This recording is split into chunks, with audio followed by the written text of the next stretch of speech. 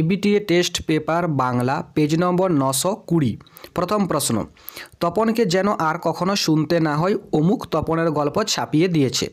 আশ্চর্য হয়েছি, একটু ভয়ও পেয়েছি। কোন রূপ দেখে বক্তার এমন হয়েছিল? বিরাগী রূপ দেখে। পুলিশ স্টেশনে বসে থাকা বাঙালিরা সেখানে কাজ করত বর্মা অয়েল কোম্পানিতে। যেখানে শহর ছিল সেখানে ছড়িয়ে রইল কাঠকয়লা। পরের প্রশ্ন, সন্ধ্যার শেষ রশ্মিপাতে কবি কোথায় দাঁড়াতে বলেছেন? মানহারা মানবীর দ্বারে। শ্রীযুত মাগন গুণী, মাগন কে? আরাকানের প্রধানমন্ত্রী। 19 শতকে 32,000 অক্ষর লেখানোর জন্য কত মূল্য দেওয়া হতো? 12 আনা। ছেলেবেলায় লেখককে যার জন্য জ্যামিতি বই পড়তে হয়েছিল তিনি হলেন ব্রহ্মমোহন মল্লিক। হিমালয় যেন পৃথিবীর মানদণ্ড, উক্তিটি কালিদাসের। বাক্যে ব্যবহৃত ক্রিয়াপদের সাথে যে পদের কোনো সম্পর্ক থাকে না তাকে বলে অকারক। পরের প্রশ্ন, শিকারী বিড়াল গোফে চেনা যায়, এটি লক্ষণাত্মককরণ। পূর্বপদটি সংখ্যাবাচক হয় দ্বিগু সমাসে। কৃদন্ত পদের পূর্বস্থিত পদকে বলা হয় উপপদ। বিভক্তি লুপ্ত হয় না যে সমাসে তাকে বলা হয় অলক সমাস। নির্দেশক বাক্যে যে দুটি উপবিভাগ আছে সেগুলি হলো অস্তর্থক ও নঙর্থক। বনে থাকে, জলে থাকে। বাক্যটিতে কোন শর্ত লঙ্ঘিত হয়েছে? আকাঙ্ক্ষা। ভাববাচ্যের সমাপিকা ক্রিয়ার রূপটি সাধারণত হয়ে থাকে হ ধাতু। 2.1.1 প্রথম প্রশ্ন, কি খাঁটি কথা? খাঁটি কথাটি কি? ইসাবের ছেঁড়া জামার সঙ্গে নিজের নতুন জামা বদলে অমৃত ইসাবকে রক্ষা করতে চাইলে ইসাব তাকে বাবার প্রহারের কথা স্মরণ করিয়ে দেয়। তখন সে বলেছিল তাকে বাঁচানোর জন্য তার মা আছে। মায়ের উপর এই পরম নির্ভরতার কথাই হলো খাঁটি কথা। আমাদের থাকলে আমরাও চেষ্টা করে দেখতাম। বক্তাকে? বক্তা হলেন তপনের মেজ কাকু। নদের চাঁদ স্তম্ভিত হইয়া গেল। নদের চাঁদ স্তম্ভিত হলো কেন? অবিরাম বৃষ্টির কারণে নদের চাঁদ 5 দিন নদীকে দেখতে যেতে পারেনি।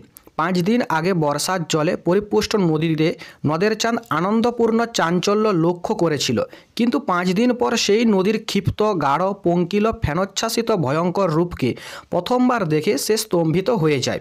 অথবা অ্যান্সারটা এভাবেও লেখা যাবে, 5 দিন অবিশ্রান্ত বৃষ্টির পরে নদীর ধারে গিয়ে আপাত শান্ত নদীর উন্মত্ত রূপ দেখে নদের চাঁদ স্তম্ভিত হয়ে গিয়েছিল। বড় চমৎকার আজকের এই সন্ধ্যার চেহারা। সন্ধ্যাটি কেমন ছিল? সেই সন্ধ্যায় চাঁদের আলোর একটা স্নিগ্ধ ও শান্ত উজ্জ্বলতা চারিদিকে ফুটে উঠেছিল। ফুরফুর করে বাতাস বইছিল। জগদীশবাবুর বাগানের গাছের পাতাগুলো ঝিরঝির শব্দ করেছিল। সে যে বর্মায় এসেছে এ খবর সত্য। কার কথা বলা হয়েছে? সব্যসাচী মল্লিক। পরের প্রশ্ন, রক্তের একটা কালো দাগ। কালো দাগ বলতে এখানে কিসের প্রতি ইঙ্গিত করা হয়েছে? কবির স্মৃতি মলিন হয়ে যাওয়ার কথাই এখানে বলা হয়েছে। ওই নতুনের কেতন ওড়ে। নতুনের কেতন কি? নতুনের কেতন ওড়ে বলতে কবি নতুনের সম্ভাবনা বা আগমন বার্তার প্রতীকরূপী পতাকা উড়ার কথা বলেছেন। আমরা ভিখারি 12 মাস কেন? সাম্রাজ্যবাদী রাষ্ট্রশক্তি পারস্পরিক যুদ্ধে সাধারণ মানুষের জীবন বিপন্ন করে। সাধারণ মানুষ আশ্রয় ও জীবিকা হারিয়ে ভিখারিতে পরিণত হয়। অথবা উত্তরটা এভাবেও লেখা যাবে, স্বাধীনতার পর থেকেই বিদেশের কাছে ভারতের বিপুল অর্থনৈতিক ঋণে ঘুণধরা অর্থনীতি ও সস্তায় বিদেশি দ্রব্য ভোগ করার মানসিকতা ভারতবাসীকে 12 মাসই ভিখারি করে রাখে।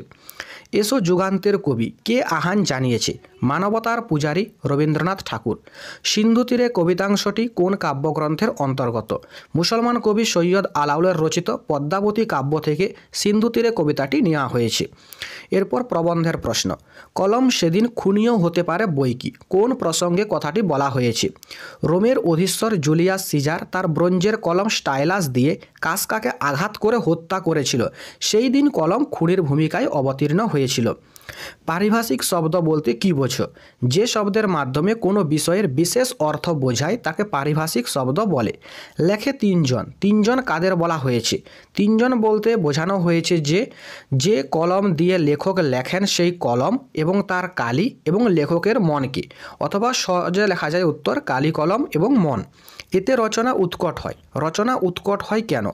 অনেক লেখক তাদের বক্তব্য ইংরেজিতে ভাবেন এবং যথাযথ বাংলা অনুবাদে প্রকাশ করার চেষ্টা করেন। এতে রচনা উৎকট হয়।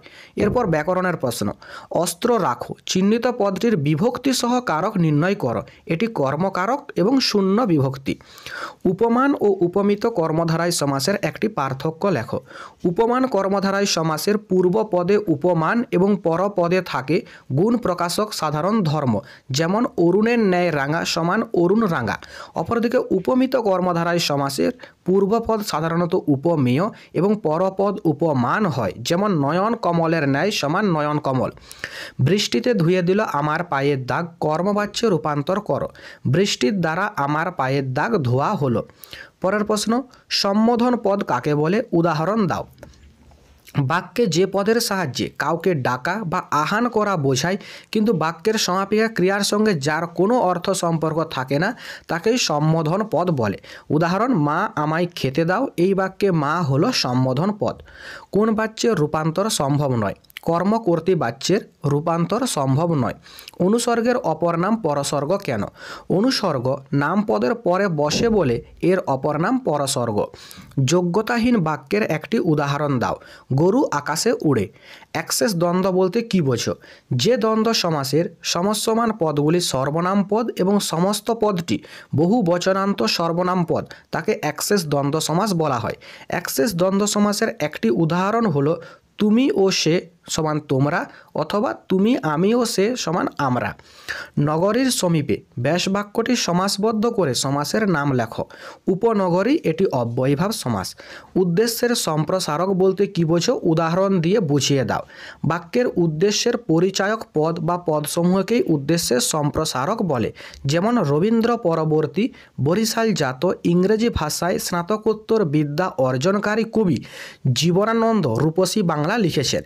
এর মধ্যে উদ্দেশ্যের সম্প্রসারক হলো রবীন্দ্র পরবর্তী বরিশালজাত ইংরেজি ভাষায় স্নাতকোত্তর বিদ্যা অর্জনকারী কবি।